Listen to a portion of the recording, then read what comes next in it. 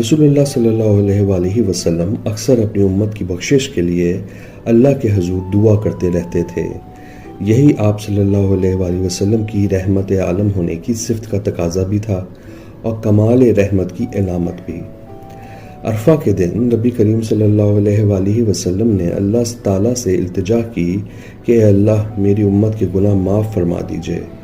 اللہ تعالیٰ نے فرمایا میں آپ کی امت کے گناہ معاف کر دوں گا، لیکن وہ قصور، خطائیں، زیادتیاں معاف نہیں کروں گا جو آپ کی امت کی طرف سے دوسرے لوگوں پر ہوں گی۔ رسول اللہ صلی اللہ علیہ وآلہ وسلم نے دعا دوبارہ فرمائی، لیکن اللہ تعالیٰ کی طرف سے کوئی جواب نہ آیا۔ رسول اللہ نے مزدلفہ کے روز پھر دعا کی اور فرمایا یا اللہ آپ تو مظلوم کی داد رسی اور ظالم کی بخشش پہ قادر ہیں۔ اللہ تعالیٰ نے آپ صلی اللہ علیہ وآلہ وسلم کی دعا کو شرف قبولیت عطا فرمایا اور امت کی معافی کا اعلان فرمایا۔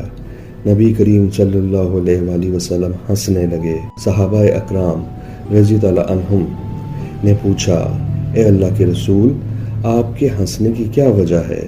آپ ایسے موقع پہ مسکرا رہے ہیں کہ اس سے قبل آپ کو ہنستے نہیں دیکھا۔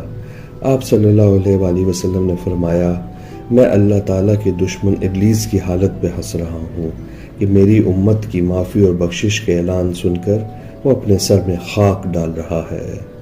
سبحان اللہ۔